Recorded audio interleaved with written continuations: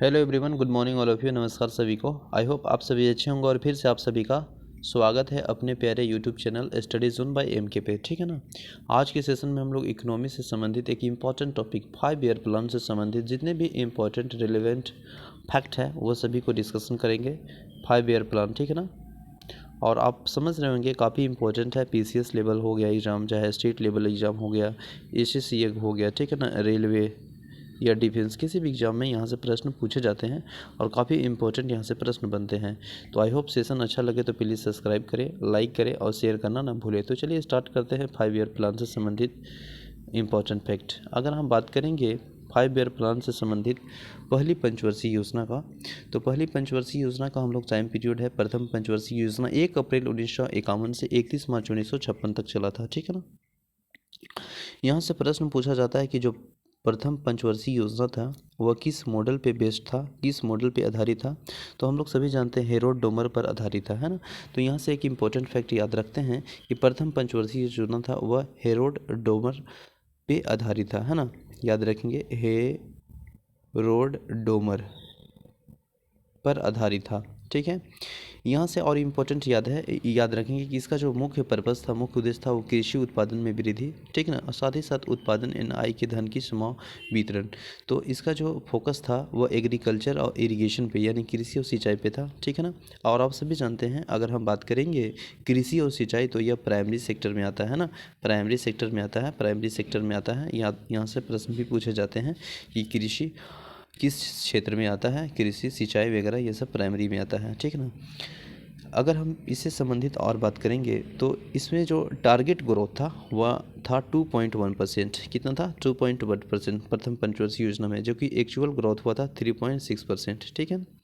और प्रथम पंचवर्षीय योजना के संबंधित इंपॉर्टेंट फैक्ट याद रखेंगे जो कि 1951 से 1956 के बीच चला था। इसी में हम लोग और ये एड याद कर सकते हैं और याद कर सकते हैं जो कि आप जानते हैं कि यूजीसी एक होता है, यानी U for universal university, G for grant और सी फॉर कमीशन। तो यूजीसी यानी यूनिवर्सिटी ग्रांट कमीशन की स्थापना इसी पंचवर्षीय योजना के तहत हुआ था, ठीक है ना।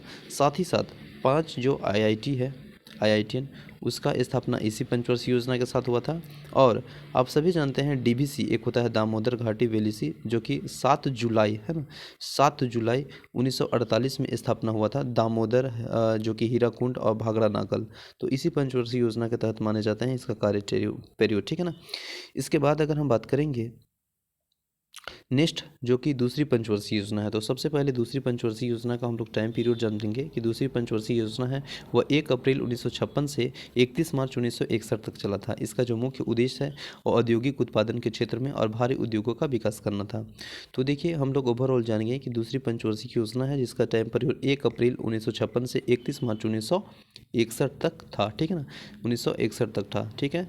अब यहाँ से इम्पोर्टेंट क्या क्या याद रख सकते हैं। अगर सबसे पहले ये पूछा जाता है कि जो दूसरी पंचवर्षीय योजना है वह किस मॉडल पे बेस्ड है, तो वह नेहरू महालनोबिस मॉडल पे बेस्ड है, ठीक है ना, महालनोबिस पे बेस्ड है। तो याद रखेंगे महालनोबिस, ठीक है ना, इस मॉडल पे बेस्ड है। इस पे अगर हम बात करेंगे नेहरू महालनोबिस मॉडल, तो देखिए नेहरू जी का जन्म, नेहरू महालनोबिस का जो जन्म हुआ था वो 29 जुलाई को हुआ था। और इसी दिन को हम लोग जो कि मनाते हैं सांख्यिकी डे, ठीक है ना, स्टैटिक्स डे। अब यहाँ से देखिए इसका जो फोकस था दूसरी पंचवर्षीय योजना का वह था हेवी इंडस्ट्रियल। हम लोग देख लिए थे हैवी इंडस्ट्रियल यानी भारी उद्योग पर ध्यान था। इसका जो टारगेट ग्रोथ था दूसरी पंचवर्षीय योजना में अगर हम लोग बात करेंगे, इसका जो टारगेट ग्रोथ था वह था 4.5%, लेकिन जो एक्चुअल हुआ था वह कितना हुआ था बताइए, 4.3%, ठीक है ना। अब इसी पंचवर्षीय योजना के तहत कुछ इंपॉर्टेंट फैक्ट है जो कि डिस्कशन साथ ही में कर लेते हैं। जैसे अगर हम बात करेंगे LIC यानी LIC, है ना, लाइफ इंश्योरेंस कॉर्पोरेशन, तो इसका जो स्थापना हुआ था, इसका जो इस्टेब्लिश्ड हुआ था वह दूसरी पंचवर्षीय योजना के तहत हुआ था, दूसरी पंचवर्षीय योजना के ही तहत हुआ था। इसकी स्थापना 1 अप्रैल, आप सभी जानते हैं 1 अप्रैल 1956 में हुआ था, है ना। तो 1 अप्रैल 1956 में दूसरी पंचवर्षीय योजना के तहत LIC की स्थापना हुआ था। साथ ही साथ यहाँ से और इम्पोर्टेंट फैक्ट याद करेंगे, जैसे 3 आपका स्टील प्लांट लगाया गया था। 3 स्टील प्लांट कौन कौन है देख लेते हैं। पहला अगर हम बात करेंगे तो एक आपका भिलाई है। भिलाई कहाँ पे है आप सभी जानते हैं, छत्तीसगढ़ में है। तो जो भिलाई छत्तीसगढ़ में है वो रूस के हेल्प से लगाया गया था। दूसरा जो आपका है स्टील प्लांट वह है दुर्गापुर, जो कि आपका है वेस्ट बंगाल में। दुर्गापुर है वो आपका वेस्ट बंगाल में है, और ये जो लगाया गया था वो ब्रिटेन के सहयोग से। और तीसरा जो आपका है स्टील प्लांट वह है राउरकेला, जो कि उत्तर प्रदेश में, माफ़ कीजिएगा, राउरकेला जो कि उड़ीसा में है ना, राउरकेला जो कि आपका उड़ीसा में है। तो यह जर्मनी के सहयोग से लगाया गया था, ठीक है ना। और इंडस्ट्रियल पॉलिसी जो आया था वह इसी पंचवर्षीय योजना यानी दूसरी पंचवर्षीय योजना के तहत आया था इंडस्ट्रियल पॉलिसी, ठीक है ना। इंडस्ट्रियल पॉलिसी जो कि आया था आपका 1956 में, ठीक है ना। याद रखेंगे, काफ़ी इंपॉर्टेंट यहाँ से हम लोग रिलेट करने का प्रयास किए थे। अब हम बात करेंगे प्रथम पंचवर्षीय योजना हो गया खत्म, दूसरी पंचवर्षीय योजना हो गया। अब तीसरा पंचवर्षीय योजना के टाइम पीरियड देखेंगे तो 1 अप्रैल 1961 से 31 मार्च 1966 तक था, ठीक है ना। और इसमें देखेंगे जो मुख्य पर्पस था, मुख्य उद्देश्य था, वह था खाद्यान्न में उत्पादन की आत्मनिर्भर, साथ ही साथ रोजगार में अवसरों को वृद्धि करना और असमानता में कमी लाना। तो इसमें इंपॉर्टेंट फैक्ट हम लोग एनालिसिस करेंगे। अगर हम बात करेंगे तीसरी पंचवर्षीय योजना के, तो सबसे पहले ये पूछा जाता है कि यह जो यहाँ से इसका जो फोकस था वह सेल्फ रिलायंस यानी आत्मनिर्भर पर ध्यान दिया था ना, यानी सेल्फ, इस पर ध्यान दिया गया था। साथ ही साथ इसे हम लोग अगर देखेंगे तो इसमें लोवेस्ट ग्रोथ यानी 2.8% सबसे कम वृद्धि हुआ था, 2.8% सबसे कम वृद्धि हुआ था इसमें। इसीलिए इसमें जो नेगेटिव यानी ऋणात्मक यानी कृषि का ऋणात्मक वृद्धि भी कहा जाता है तीसरी पंचवर्षीय योजना का, ठीक है ना। और इसी पीरियड के अनुसार यानी 1961 से 1961 और 1966 के बीच में कुछ इंपॉर्टेंट घटना जो कि हम लोग देखेंगे। जैसे अगर हम बात करें कि 1962, तो आप सभी जानते हैं 1962 की घटना इंडिया और चीन के जो वार हुआ था, है ना, इंडिया और चीन का जो वार हुआ था, युद्ध हुआ था इंडिया और चाइना में। तो 1962 में इसी पंचवर्षीय योजना के अंतर्गत आ जाता है। दूसरा अगर हम बात करें तो 1965 में इंडिया और पाकिस्तान के बीच वार हुआ था, इंडिया और पाकिस्तान के बीच वार हुआ था, ठीक है ना। नेक्स्ट अगर हम बात करेंगे तो इससे और इम्पोर्टेंट जैसे कि FCI food corporation of India का स्थापना 1965 में ही हुआ था इसी पंचवर्षीय योजना के तहत, ठीक है ना। और यहाँ से साथ ही साथ याद रखेंगे 1965 से 1966 में ग्रीन रेवोल्यूशन जो कि हरित क्रांति है ना, हरित क्रांति आप सभी जानते हैं, जो कि आया था कब 1965 से 1966 के बीच, है ना, हरित क्रांति, जिसे ग्रीन रेवोल्यूशन भी कहते हैं, हरित क्रांति, ठीक है ना। अगर हम बात करेंगे जो कि आपका हरित क्रांति की शुरुआत, तो देश में अगर बात करेंगे भारत में तो एम एस स्वामीनाथ, लेकिन यही अगर वर्ल्ड यानी वर्ल्ड में पूछ दी गया तो आप सभी जानते हैं कुरियर वाले लोग, है ना, वन कुरियर वाले लोग, ठीक है। इसके बाद नेक्स्ट अगर हम बात करेंगे तो अब तीसरा पंचवर्षीय योजना में इंपॉर्टेंट फैक्ट देख लिए। अब देखेंगे चौथी पंचवर्षीय योजना, चौथी पंचवर्षीय योजना में जो कि इंपॉर्टेंट चीज़ें हैं वो देखेंगे, ठीक है ना। तो देखिए चौथी पंचवर्षीय योजना के अगर हम टाइम पीरियड की बात करेंगे तो वह है 1 अप्रैल 1969 से 31 मार्च 1974 तक, यानी 1969 से 1974 तक है, यह चौथी पंचवर्षीय योजना है। उससे पहले हम लोग प्लान हॉलीडे संबंधित कुछ बात कर लेंगे। जैसे योजनाओं का हुआ था 1900 माफ़ कीजिएगा, नहीं चल रहा है, थोड़ा सा टेक्निकल प्रॉब्लम है। हाँ, 1966 से 1900 यानी 1966 से 1969 तक चला था, ठीक ना।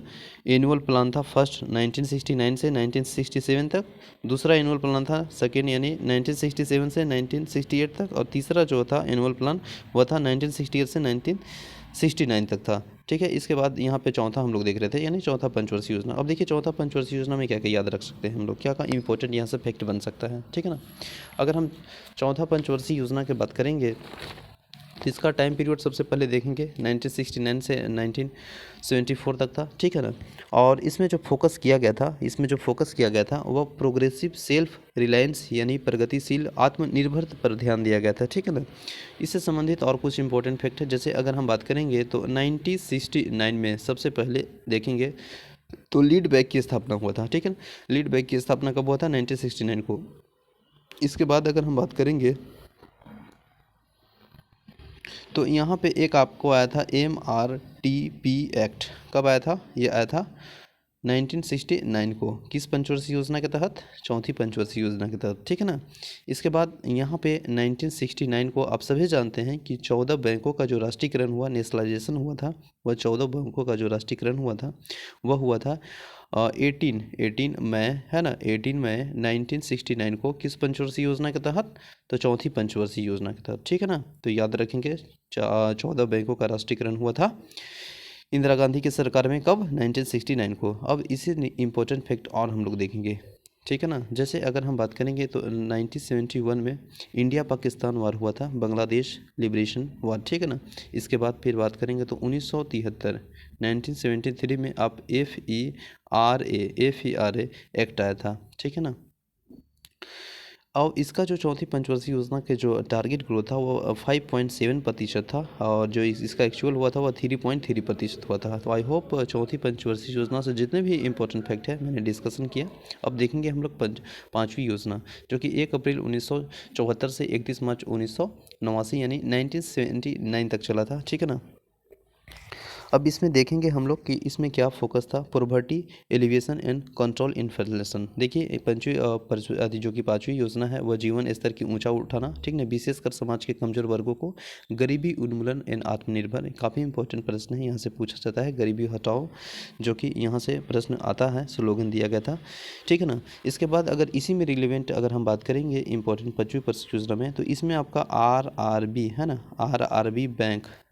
RRB बैंक, जो कि आपका ग्रामीण बैंक शुरुआत किया गया था 2 अक्टूबर 1975 को। किस पंचवर्षीय योजना के तहत? पाँचवीं पंचवर्षीय योजना के तहत। ऑपरेशन स्माइलिंग बुद्धा यानी 18 मई 1974 को इसी पंचवर्षीय योजना के तहत। और थर्ड नेशनल इमरजेंसी 25 जून 1975 के तहत, इसी के तहत आया था, ठीक है ना। नेक्स्ट अगर हम बात करेंगे इसमें एक इम्पॉर्टेंट पॉइंट है, जैसे 1975 में अगर हम लोग देखेंगे तो 1975 जो टाइम आ जाता है, इसमें एक अलग पॉइंट है, याद रखेंगे। 1975 में जो है वह 20 सूत्री कार्यक्रम इंदिरा गांधी के समय रखा गया था, ठीक है ना। नेक्स्ट अगर हम लोग बात करेंगे नेक्स्ट पॉइंट, तो नेक्स्ट पॉइंट है हम लोग का छठी पंचवर्षीय योजना से संबंधित। छठी पंचवर्षीय योजना से संबंधित देखेंगे तो सबसे पहले जानेंगे कि छठी पंचवर्षीय योजना का जो टाइम पीरियड है 1980 से 1985 तक है ना। तो इसमें जो मेन उद्देश्य है वह निर्धनता उन्मूलन करना, ठीक है ना, आर्थिक संरचना का विकास करना और असमानता की कमी यहाँ पे दिया है, देखिए, असमानता की कमी करना, ठीक है। तो इसका जो मेन पर्पस था ये सभी था, ठीक है ना। इसके बाद अगर इसी में हम लोग बात करने का प्रयास करेंगे छठी पंचवर्षीय योजना में, तो इसका जो फोकस था वो तो देख लिए, मॉडर्नाइजेशन एंड टेक्निकल एडवांस यानी आधुनिकीकरण एंड तकनीकी का विकास, ठीक है ना। और ये जो बेस्ट था वह था निवेश और संरचना पर आधारित था, ठीक है ना। इसमें जो टारगेट किया गया था, इसमें जो टारगेट ग्रोथ था वह था आपको 5.2%, है ना। लेकिन इसमें जो एक्चुअल ग्रोथ हुआ है वो हुआ है 5.7%, ठीक है ना। यहाँ से इंपॉर्टेंट क्या चीज़ याद रखेंगे, 1980 में सबसे पहले हम लोग याद रखेंगे कि 6 बैंकों का राष्ट्रीयकरण हुआ था 1980 में, ठीक है ना। 1982 में यहाँ पे इंपॉर्टेंट फैक्ट है कि 1982 में नाबार्ड का स्थापना हुआ था 12 जून। आप सभी जानते हैं नाबार्ड का स्थापना NABARD, नाबार्ड का जो स्थापना हुआ था वह हुआ था 12 जून, बोलिए 12 जून 1982 को, है ना। तो 12 जून 1982 को, माफ़ कीजिएगा, नाबार्ड की जो स्थापना हुआ था हाँ ठीक है, 12 जून 1982 को। और यह जो आ जाता है वो आ जाता है छठी पंचवर्षीय योजना के तहत, ठीक है ना। नेक्स्ट अगर हम बात करेंगे इसी से संबंधित, तो एक आया था ऑपरेशन ब्लू स्टार यानी गोल्डन टेम्पल 1984 में, इसी से संबंधित था। इसके बाद हम लोग देखेंगे सातवीं पंचवर्षीय योजना, जो कि आपका है 1985 से 1990 तक, रोजगार के नए अवसरों को सृजन करना और कृषि उत्पादन करना। इसका जो मुख्य फोकस था वह था रीजनल इनइक्वालिटी यानी क्षेत्रीय असमानता को खत्म करने से संबंधित था। इसमें अगर हम बात करेंगे तो 1985 में एक इम्पॉर्टेंट फैक्ट है, यहाँ पे याद रखेंगे हम लोग सातवीं पंचवर्षीय योजना में। 1985 में इंदिरा अवध योजना आया था, ठीक है ना। इसके बाद फर्स्ट फेज जो ऑफ इकोनॉमिकल लिबरेशन हुआ था, आर्थिक उदारीकरण का पहला चरण इसी को माना जाता है, ठीक ना। इसके साथ साथ 1988 में अगर हम लोग देखें तो NHB की स्थापना हुआ था, ठीक ना। 1989 में अगर बात करेंगे तो नेहरू रोजगार योजना शहरी क्षेत्र में आया था, ठीक है ना। और 1989 में जो कि जवाहर रोजगार योजना आया था वो ग्रामीण क्षेत्र के लिए आया था, ठीक ना। सेबी की स्थापना 1988 में इसी के तहत हुआ था, ठीक है ना। किस पंचवर्षीय योजना के तहत? सातवीं पंचवर्षीय योजना के तहत। इसमें इंपॉर्टेंट एक पॉइंट और याद कर लेंगे, इसका जो एक्चुअल प्लान था वह 5 था 1990 से 1991 में। अब एक्चुअल जो प्लान था वह 6 में आ गया था आपका 1991 से 1992, ठीक है। अब हम लोग देखेंगे सातवीं के बाद आठवीं पंचवर्षीय योजना। आठवीं पंचवर्षीय योजना में देखेंगे सबसे पहले कि इसका जो टाइम है वो अप्रैल 1992 से 31 मार्च 97 तक है ना। तो अब देखेंगे 8वीं पंचवर्षीय योजना, इसमें क्या क्या चीज़ था पर्पस, शताब्दी के अंत तक मानव शक्ति का पूर्ण उपयोग, साथ ही साथ प्राथमिक शिक्षा का सर्वव्यापी करना और आंतरिक आधारित संरचनाओं को सुदृढ़ बनाना, यह था इसका पर्पस। तो हम लोग देख लिए कि जो ये फोकस था वो ह्यूमन रिसोर्स डेवलपमेंट पे था, यानी मानव संसाधन पर ध्यान दिया था। साथ ही साथ एजुकेशन हो गया, हेल्थ हो गया, स्वास्थ्य हो गया, ठीक ना। अब यहाँ से इंपॉर्टेंट फैक्ट हम लोग देख लेंगे, जो कि इसका टाइम पीरियड 92 से 97 तक है, 1900 ना। तो यहाँ पे देखिए 1991 से 92 के बीच इकोनॉमिकल रिफॉर्म यानी एलपीजी पॉलिसी आया था, ठीक है ना। एलपीजी पॉलिसी कब आया था, 1991 से 92 में, ठीक है ना। यानी यहाँ पे देखें कि न्यू इकोनॉमिकल पॉलिसी, जो कि आर्थिक सुधार, नई आर्थिक नीति आया था 1992 में। साथ ही साथ यहाँ पे याद रखेंगे, यहाँ पे सेबी एक्ट आया था। कब आया था, 1992 में। कब आया था, 1992 में। कौन, सेबी एक्ट, ठीक है ना, सेबी एक्ट आया था। इसके साथ ही साथ देखेंगे तो यहाँ पे इम्पोर्टेंट फैक्ट है कि 1993 में पीएम रोज़गार है ना, पीएम रोज़गार योजना आया था, ठीक है ना। इसके बाद 1995 में मिड डे मील का आया था तमिलनाडु में, ठीक है ना। तो हम लोग देखें, और इसका इम्पोर्टेंट फैक्ट सबसे इम्पोर्टेंट है, जैसे कि इसका जो टारगेट ग्रोथ था वो 56% था। एक्चुअल मतलब 5.6% था, लेकिन जो एक्चुअल जो ग्रोथ था वो 6.8 था, ठीक है ना। नेक्स्ट अगर हम बात करेंगे 9वीं पंचवर्षीय योजना, जो इसका जो टाइम पीरियड है 1 अप्रैल 1997 से 31 मार्च 2002 तक था।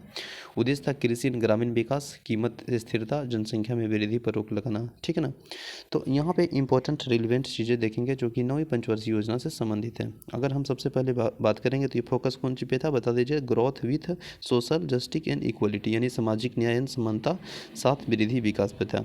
यहाँ पे इंपॉर्टेंट है 1997 में सर्वन जयंती शहरी रोजगार योजना आया था, ठीक है ना। इसके बाद 1999 में अगर हम बात करेंगे तो ग्रामीण स्वराज्य योजना आया, ठीक है। इसके साथ ही साथ देखेंगे तो 1999 में आप सभी जानते हैं कारगिल युद्ध हुआ था 26 जुलाई को, है ना। किस पंचवर्षीय योजना के तहत आ जाता है, 9वीं पंचवर्षीय योजना के तहत। इसके बाद फिर हम लोग बात करेंगे तो 1999 में ही आपका IRDA एक्ट आया था। फिर 1999 में आपका एक आया था फीमा एक्ट आया था 1999 में, ठीक है ना। इसके बाद फिर 2000 ईस्वी में अगर हम बात करेंगे, क्योंकि इसका जो है वह 97 से 2002 तक है, तो 2000 ईस्वी में एक इम्पोर्टेंट फैक्ट है, पीएम ग्रामीण सड़क योजना कब आया था, 2002 में, ठीक है ना। 2001 में अगर हम बात करने का प्रयास करेंगे 2001 में, तो सर्व शिक्षा अभियान आया था, है ना, सर्व शिक्षा अभियान आया था। इसके बाद सर्व शिक्षा अभियान 2002 में आया था, ठीक है। सर्व शिक्षा अभियान 2001 में आया था ना। और कंपटीशन जो एक्ट है वो 2002 में आया था। तो आई होप हम लोग 9वीं पंचवर्षीय योजना से संबंधित फैक्ट देख लिए। अब देखेंगे 10वीं पंचवर्षीय, जिसका जो टाइम पीरियड है वो 1 अप्रैल 2002 से 31 मार्च 2007 तक है।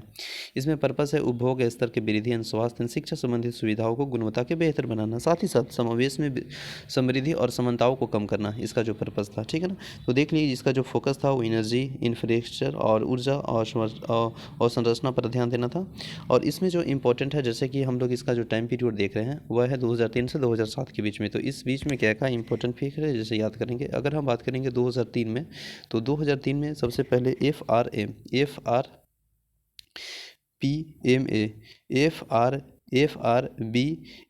एक्ट आया था, ठीक ना। इसके बाद फिर RTI एक्ट आया था 2005 में, ठीक है ना, 2005 में। इसके बाद 2005 में आप सभी जानते हैं कि मनरेगा जो है वह 2005 में आया था, ठीक ना।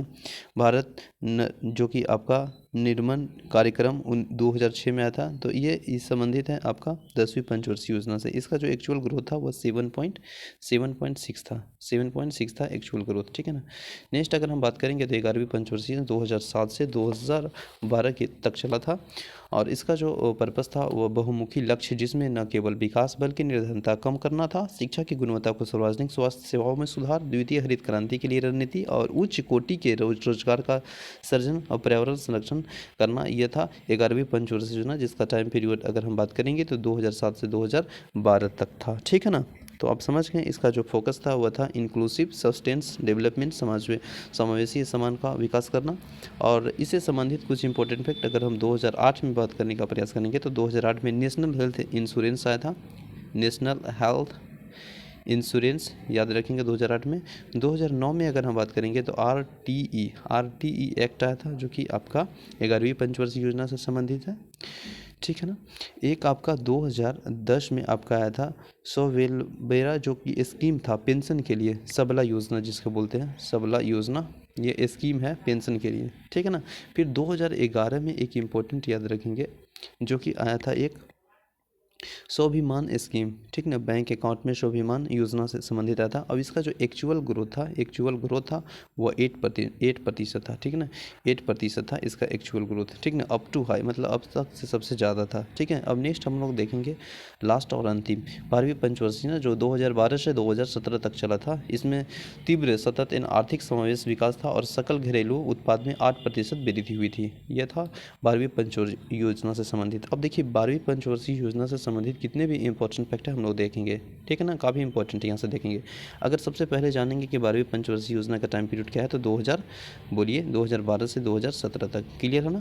इसके बाद अगर हम बात करेंगे इसका जो फोकस था वो faster, more inclusive and sustainable development पर था, ठीक है ना। अब देखिए 2013 में यहाँ से इंपॉर्टेंट फैक्ट बात करेंगे 2013, क्योंकि 2012 से 2017 के बीच था 12वीं पंचवर्षीय योजना, तो 2013 में क्या हुआ था देखेंगे, फूड सिक्योरिटी योजना था, कौन आया था, फूड सिक्योरिटी योजना। इसके बाद देखेंगे 2000 अगर हम 14 में बात करने का प्रयास करेंगे तो पीएम जन धन योजना आया था, है ना, 18 अगस्त 2014 को आया था, कौन, पीएम जन धन योजना। अब देखिए यहाँ से इंपॉर्टेंट और क्या हो सकता है, जैसे अगर हम बात करेंगे 12वीं पंचवर्षीय योजना में, तो 12वीं पंचवर्षीय योजना में और क्या क्या हो सकता है, जैसे अगर हम बात करेंगे 2015 में, तो 2015 में आया था मेक इन इंडिया, है ना, आप सभी जान रहे हैं मेक इन इंडिया एक आया था, मेक इन इंडिया, ठीक है ना। देखिए तो 2015 वाला हम लोग देख रहे थे, 2015 में जो आया था जो कि 12वीं पंचवर्षीय योजना के तहत आया था। 2015 में क्या क्या है इंपॉर्टेंट, जैसे देख लीजिए। पहला अगर हम बात करेंगे 2015 मेक इन इंडिया हम लोग देखें, मेकिंग इंडिया के साथ साथ स्वस्थ भारत योजना देखें, प्रधान योजना देखें, इसके बाद अटल पेंशन योजना 2015, ठीक है ना, पीएम सुरक्षा बीमा 2015 देखें, ठीक है ना, इसके बाद पीएम जीवन बीमा योजना 2015, फिर डिजिटल इंडिया 2015, इसके बाद पीएम कौशल बीमा 2015, इसके साथ साथ 2015 में हम लोग स्मार्ट सिटी मिशन भी देखें, 2015 में हम लोग स्मार्ट सिटी पीएम किसान विकास भी देखें। अब 2016 से संबंधित बात करते हैं जो कि 12वीं पंचवर्षीय योजना से संबंधित है। 2016 में देखिए क्या क्या इंपॉर्टेंट फैक्ट हम लोग देखेंगे। 2016 में बात करेंगे तो सबसे पहले स्टार्टअप इंडिया आया था, स्टार्टअप इंडिया, है ना। इसके बाद अगर हम बात करेंगे तो स्टार्टअप इंडिया के साथ स्टार्ट उज्ज्वला आया था। इसके बाद फिर 2016 में पीएम फसल बीमा 2016 में आया था ना, और इसका जो टारगेट ग्रोथ है ना वो 8% था, ठीक है ना, 8%। तो आई होप सेशन काफ़ी इंपॉर्टेंट इंटरेस्टिंग लगा होगा। यदि आप चैनल में नए हैं तो प्लीज़ सब्सक्राइब करें, लाइक करें। Thank you so much everyone, मिलते हैं नेक्स्ट सेशन में, तब तक के लिए बने रहें। जय हिंद।